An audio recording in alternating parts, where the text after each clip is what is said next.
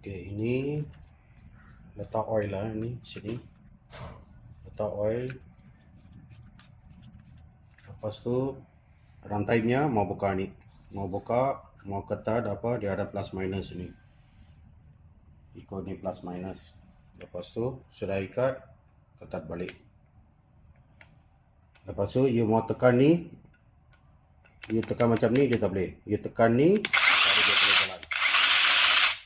Lepas tu yang ni you tekan bawah, you boleh adjust sini. Dia ada lock. Lepas tu tekan naik atas, dia ada lock.